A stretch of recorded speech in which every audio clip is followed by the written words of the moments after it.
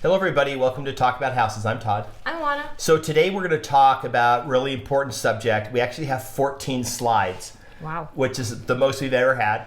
It's probably going to be a long video, but in order to understand it, unfortunately you have to watch the whole thing. So hopefully you'll make it through. If not, you can save it and come back later. So we've been, as many of you know, that we've been talking about the real estate market and the benefits and disadvantages of the current situation, which are rising interest rates, rising home prices, potentially going into an economy at the end of or into a recession at the end of the year or next year, and the potential for a market crash, collapse, or what all this means.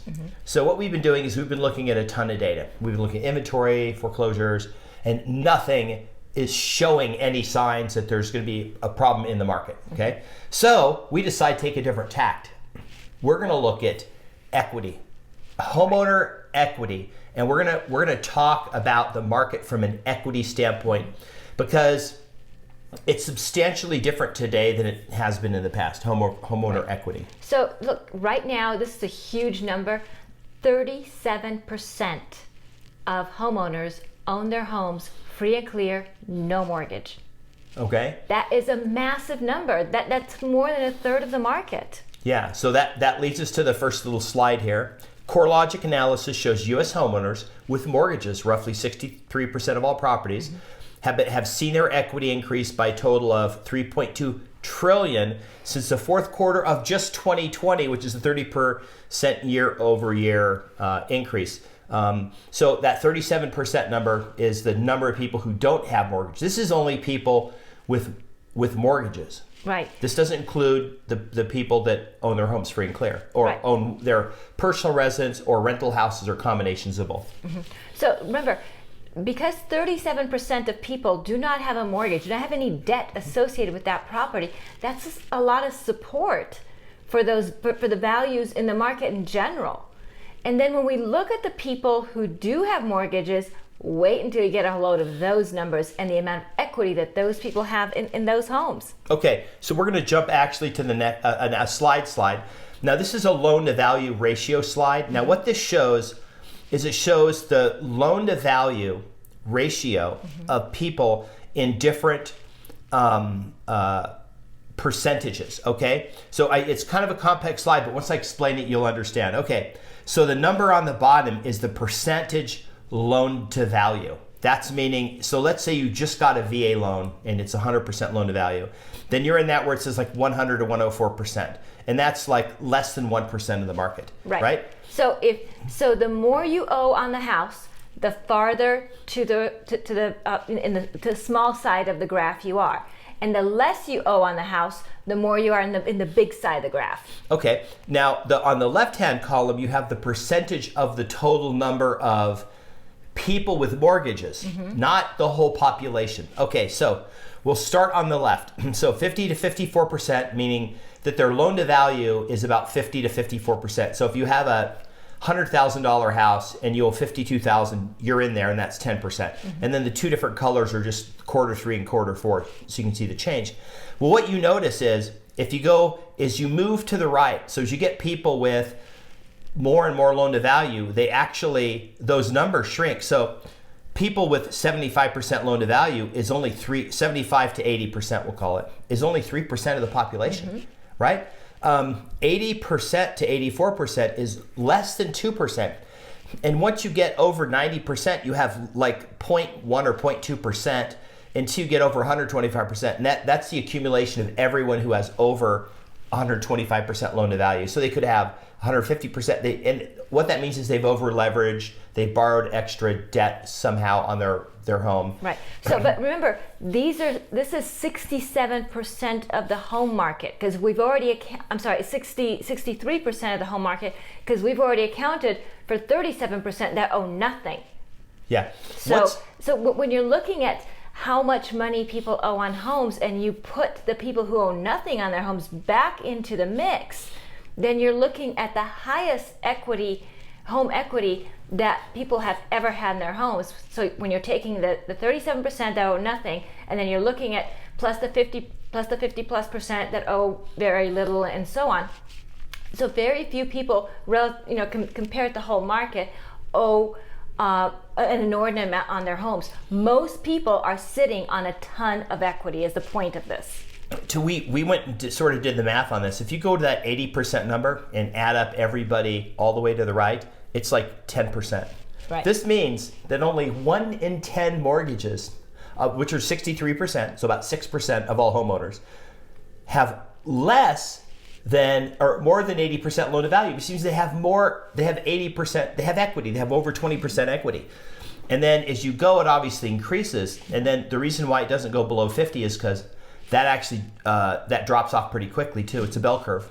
Because what happens is it's easier to pay off your loan when you get to a lower percentage, and those tend to drop off. Okay? Because remember, when you're making mortgage payments, at the beginning of your loan, you're paying mostly interest. At the end of your loan, you're paying mostly principal. So that's why those loans get paid off faster on the back end. Now, why this is important is because this affects how people live. It affects their decisions. If you looked at this chart back in 2005, 4, 5, and 6 probably, when they were doing, everyone could get 100% loan, 125% was no, this would look much different. You would have those high red bars would be way over to the right. That was a problem. That is literally one of probably the driving forces that caused the market crash. So when we talk about the market crashing, and we're looking for signs, so we're trying to find something, because we get people who come on the channel and say, oh, you're just puffing the market or whatever because it suits you. It doesn't really suit us. It's actually worse for us if this market is a mess. And just ask anybody who's trying to buy a home for the first time, right? It's a mess. So this didn't exist last time. So when you look at this chart and you think about what happened before, you actually have the opposite. Now, what that creates is it actually creates more people getting home equity loans. Right. So they're using their house as a piggy bank to go do stuff like go vacation in Hawaii or go buy a car or something like that. Or maybe live off of, so that they don't have to maybe do a job that they don't want for a while they're looking for something else, or maybe trying on a completely different line of work, or maybe starting a business. So all kinds of different options. Yeah. The number now is a little over, it's probably about $60 billion have been pulled out in home equity. If you go back to the crash, it was over $100 billion. Obviously, rising interest rates will affect this. There's also a theory that this is sort of causing inflation, because what's happening is people are taking money out of their home. Now they have a bunch of cash, and they go out and they spend, and then that's helping to feed the inflation, in addition to all the government spending, which is, of course, the main driver of inflation, the government just printing money and spending like crazy, right? So this is clearly something that obviously, when you see that, it looks like, oh my gosh, next year it's going to be a mess. Well, remember, these are 5-year scales, so it took 5 years to get to where we are. It's not like it's going to happen this year or next year, right? Right. The other thing, too, is as interest rates go up, that puts a dampening effect on this, because remember, this chart basically goes to the end of like 2021. So the last few months, as interest rates come up, hopefully that causes that to like flatten out or go down or whatever. Right. So all of this takes time. Think of it as a big battleship or something like that. It takes a long time to change course. It takes a long time for the true picture to emerge. Another quote from one of the articles: nearly every other home in America is equity rich, according to the report results for the fourth quarter of 2021. That's pretty good. Right, and this is something that we've talked about a lot. We've talked about people having equity in their homes, and that's what's working to stabilize the market, and that's why we don't have foreclosures, that's why we don't have short sales, that's why people can put their homes on the market even if they're behind on mortgage payments, and sell them and still put money in their pockets. The next one is 1 of every 32 mortgage homes were considered seriously underwater in the fourth quarter of 2021.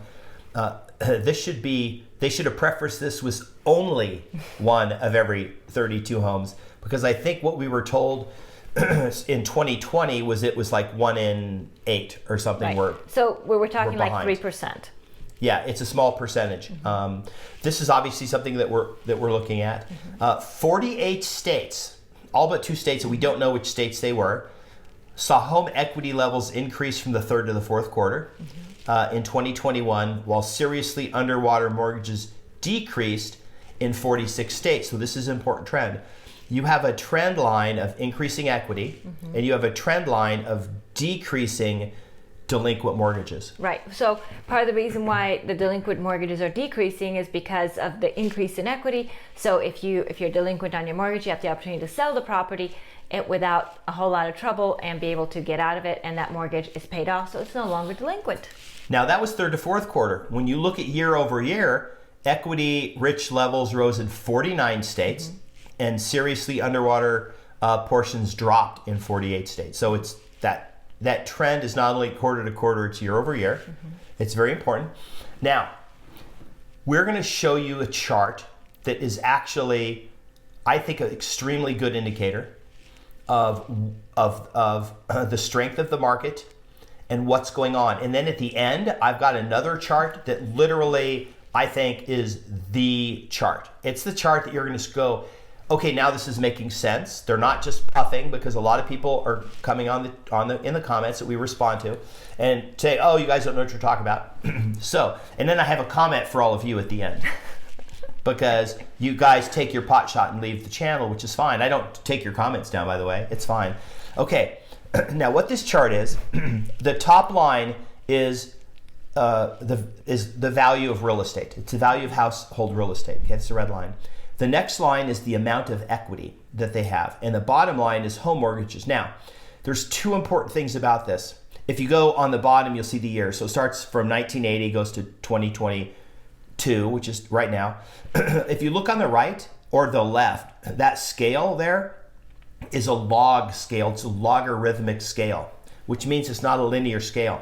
So if you see at the top, it's 45.8, and this is the bottom, it's 5.8. And you're going, wait, why would they do that? Because if not, then it looks like it's going up, like it's taken off and going to the moon. So what they do is they use a log scale to try to put this in more perspective to compare these numbers. So the green one in the middle, owner's equity, is strictly a math equation. They took how much real estate was worth, how much loans on real estate were worth, and that is the number. So this is why this is interesting. The total amount of household equity in billions of dollars right now, or in total value, is $38 billion. Excuse me. Total home mortgages are only 11. Now, when you look at the chart, it looks like it's like 2/3, but it's not. It's the other way around, because it's only 11, and that top number is 38. So there's $26 billion in owner's equity. And this is only people with mortgages. This is not counting people who own their real estate free and clear. So like Wanda said, this is the 63%, and they're only looking at equity with people who have mortgages. This does not include the people who don't have mortgages, which we've already determined can't crash the housing market because they wouldn't be forced to sell, right? Okay, so the trend line, as you can see, is actually a pretty good one. One is you notice the bottom one, home mortgages, that increased from 1980 to probably 2008-9, and notice how that's sort of leveled off. Will that represent a lot of people excuse me, purchasing cash? And it also represented people paying off their loans, right? Strengthening the housing market. Right. Exactly. But notice what happened during that time was their equity increased. Homeowners' equity increased, except for one time, when the housing market crashed, 8, 9, 10. You can see that area there where equity was less than home mortgages, right? But we're not there, and the trend is not doesn't look like doesn't look like that. Okay. This is another slide. I think this is probably one of the most important ones, except for the last one. This is total household mortgage debt as a percentage of household real estate. You can see the peak, which was the last housing burst in like 8, 9, 10 was where it was the highest. It's at 30%. So household mortgage debt is only 30% of all, and this includes people that have that paid off their homes. Now, you have to go back to the 90s to find out when household mortgage debt as a percentage was this low. Right? What the market will potentially has more impetus to crash when it's high. So if you look at the high part of it and now it's low, how would that crash? It's already historically super low. Right. So look, the bottom line with this graph is that because of this disparity, we're not way up here where people owe so much money on their houses versus how much money they have and that sort of thing. The level of debt is commensurate with a steady supported market, which is what we had in the 90s. Yeah. The problem with the previous market, and I know we keep talking about it, but the problem with the previous market was when somebody decided they had to sell their house, they said, hey, I need to sell the house. We go, okay, well, it's worth $310. They'd say, well, but I owe $340. And it would be like, have a nice day. Like, can you come into closing with the difference? No, I'm not paying the difference. Get a short sale. Well, no, we're not going to do that because the bank's not going to just, they'll just foreclose because it's easier for them to do that. Right, because at the beginning of the housing crash, and I dealt a lot with this, there were lots of people who owed more for the house than what the house was worth, and the banks weren't willing to do short sales at that point. If they did a short sale, then the borrower, so that the seller, would have to either come in with cash at closing or sign a promissory note for the difference that they would pay back the money to the bank. So that's part of what precipitated the foreclosure crisis, because people said, well, forget it. I'm not going to come in with money, so I'm just going to let the bank have it the hard way through to foreclosure. This next chart shows the amount of mortgage debt as a percentage of total liabilities. It was 30% for real estate, but now it's 64% of. So this is not equity. This is a percentage of your total liabilities. Back at the housing market crash, mortgage debt was usually about 3/4 of your total liability, and now it's about 2/3. It's substantially less, about 10% less. So people don't owe as much money on real estate as they previously did as a percentage of their other debt. Right. Okay. Now, this chart is a simplified version of a chart we saw before. This shows the owner equity in real estate, and it shows the amount of home mortgages. This doesn't show value. This is not the value of all people that own homes. This is only equity, and it's only equity, and this is in trillions of dollars. So it's only equity in homes that are with mortgages. Okay, so we want to show you the disparity and the difference here that is pretty incredible. You can see back the last time the housing market crashed, there was less equity than mortgages. See where where the red is above the blue? That was the housing market crash. Okay. So the red means you owe more. Is pretty typical, right? Red, you owe more than what it's worth. So when people are saying, hey, these prices can't continue, they're going to crash, it's like, yeah, but they crashed last time. They didn't crash because of high prices. They crashed because of high debt. It was a debt problem. It wasn't a home price problem. Okay. Here's another one. This is owner's equity as a percentage of household real estate. You can see at the housing crash that people had below 50% of their equity was household real estate. And you can see now it's 70%. It's actually literally the highest it's been since the late 70s, early 80s. Right. Okay. All right. Okay, so what this chart shows is, this is intuitive. The blue line is the real estate held by households. The red line is the price of homes. The index for the red line is on the right. The index for the blue line is on the left. All this is showing you is that these things move in tandem. Okay, they move in tandem. So when markets go up, home prices go up. When the home prices and markets go down, real estate equity goes down. Right? Right. Yeah, pretty straightforward. Okay. Now, I told you guys before I showed the last slide, Juan and I are going to talk about a couple things because I've been talking the whole time. Okay. There's this theory that prices are too high, and no one wants to pay attention to low inventory, no foreclosure. Somebody just commented, and they actually commented on the video where we showed there are no foreclosures. They're not even there. And said, well, the foreclosures are going to hit, but it'll be a couple months. And then they'll hit. Okay? Well, last year, they were going to hit in a couple months. Well, and 2 years ago, they were going to hit in a couple months. Okay, so I've been hearing this since like 2012. Yeah, the tsunami. Yes. The second wave. I've been waiting for it, really, I have. Just hasn't gotten here. But, just like a broken clock, somebody's right twice a day. Yeah. This is going to blow your mind, okay? So this is what we did. We took the first chart, household real estate and existing home prices, and we built a trend line into it to show the actual prices of real estate relative to history, the historical trend line. And this is pretty remarkable. So it says here homes were basically overpriced probably 2000 to 2008, right? And then the market crashed. You can see how it went down. And then it went below the trend line. And then homes were what? Relatively cheap. Right.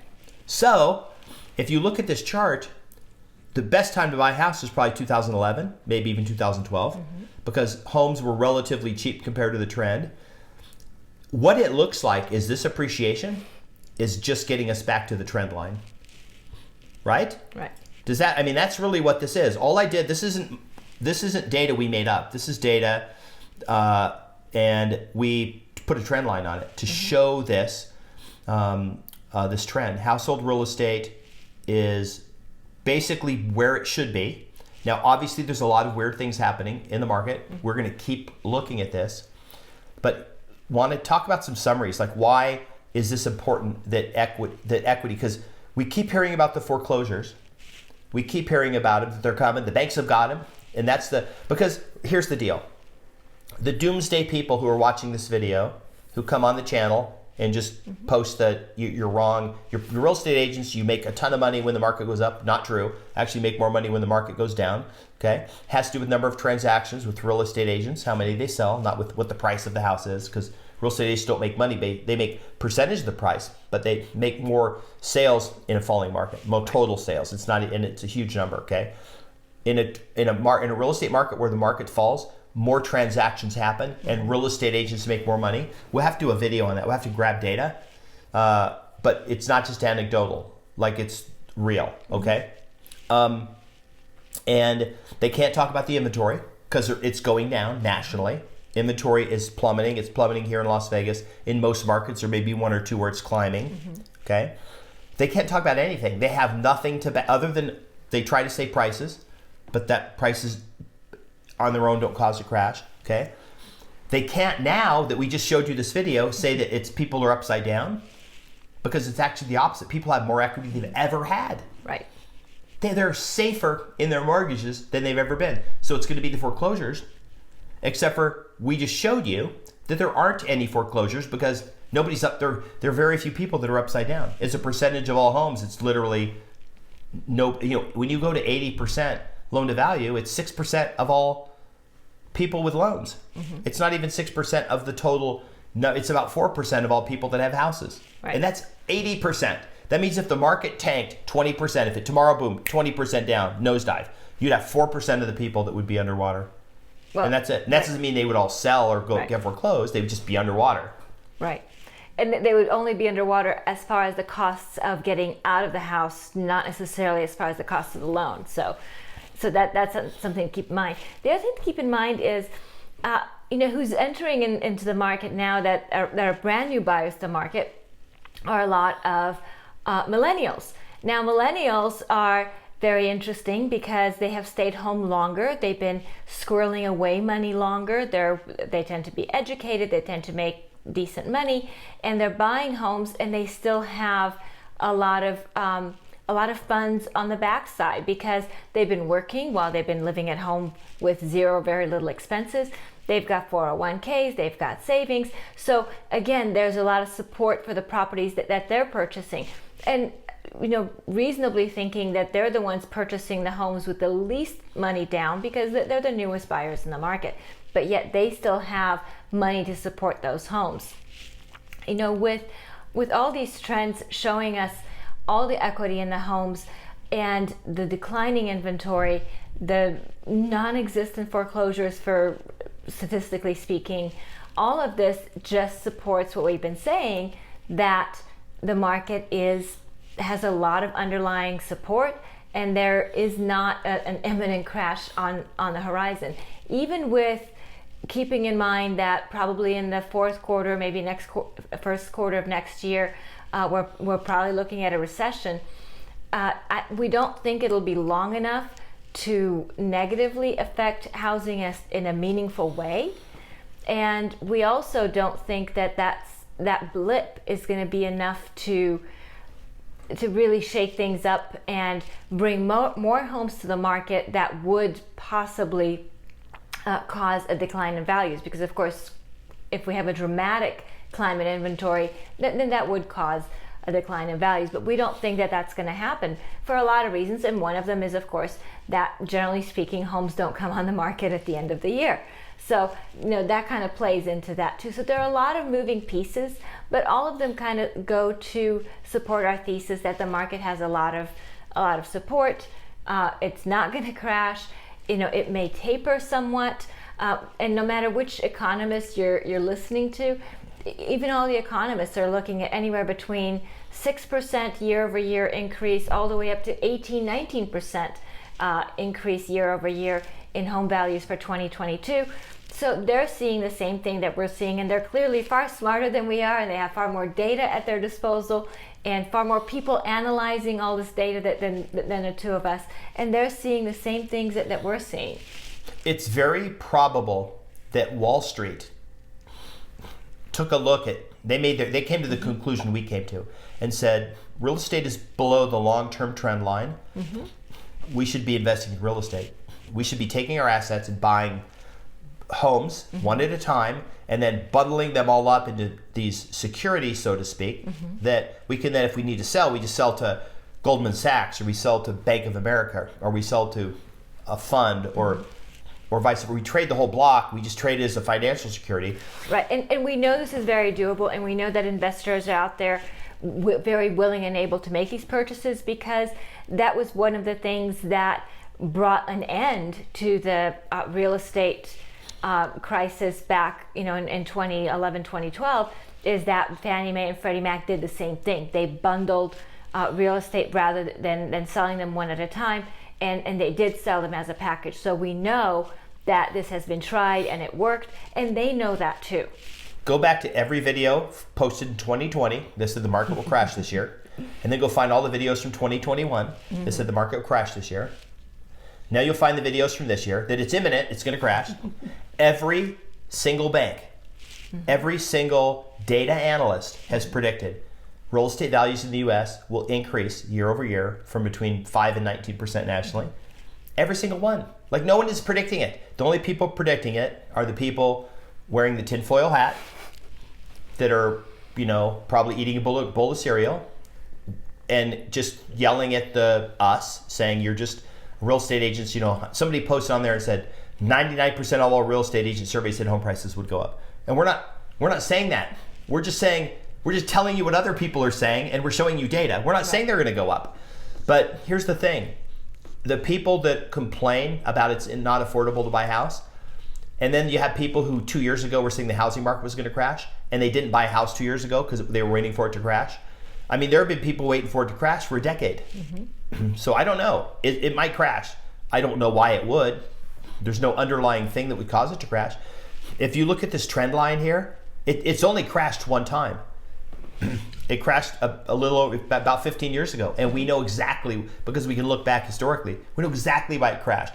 And we wrote down all those things, and none of them exist right now, except for prices are high. But prices are still, if you look at the trend line, look how much higher they are above the trend line in 2005, 6, and 7 than they are today. Right. Prices alone don't cause the market to crash. We all know that, because if that was the case, price alone would stop you from going to the gas station, right? You would stop buying gas, but you don't. None of us do. Same thing with homes. Price alone does not keep people from buying a house. So there are other issues involved, and we've pointed out some of them. The last time, according to this, that the real estate was on the trend line was 99. We're about on the trend line right now. And it took almost a decade for it to get high enough above the trend line before a bad thing happened. The interesting thing, though, is that owners' equity is pretty darn high. If you look at that trend line, it's pretty strong. The other interesting thing is home mortgages are still well below the trend line. If you look at the trend line of home mortgages, it's pretty straightforward when you look at this chart. Home mortgages go all the way out. And it just basically, after the last crash, everyone came in with cash. And it sort of reset the market. So this is sort of our belief, okay? I call it the great market reset. The fundamentals of how to view real estate changed when people were coming in buying all these houses with cash. A bunch of people got into real estate that never had been in real estate before. People buying their first home at the bottom of the market just said, oh wow, I've got this home, I've got all this equity. And that's a new thing that in the past hadn't happened. And then we learned from all the mistakes of the last housing market, the 100%, everyone you buy 5 houses at 100%. So I just wanted to point all this out because we're doing the same thing you guys are all doing. We're trying to figure out what's going on because we're running a business here. We're trying to inform people, especially investors and we have homeowners who come to us and go, hey, I'm moving within the next year. Should I sell today?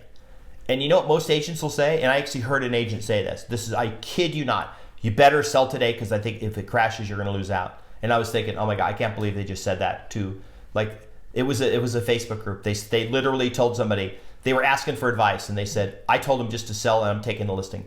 And the agent's obviously interested in their commission. So here's the thing. If we were interested in pumping the market, why would we do that? We would say it's going to crash and we would tell all our investors come to us, sell the property, right? But we actually know people that sold like 14, 15 months ago because they thought they saw a video that said the market was going to crash. And now they've lost a ton of equity and they've been paying rent for 15 months. Right. Not very fun. Right. So there is a lot of equity in the market. There's a lot of support in the market. What do you think? You've seen the slides. You've heard our spiel on this. You understand where we're coming from. Where are you coming from on this? We want to know what you think. And please, if you have a different point of view, please share it with us. Please give us the data because we want to see it. Yeah. It's easy for you to put a link in the comments and say, hey, look at this data. This is why I have this position. We're very willing to look at that. We want to learn from you. So please like the video, share the video, subscribe, hit the notification bell, leave us comments, and we will see you on the next video. Bye. Bye.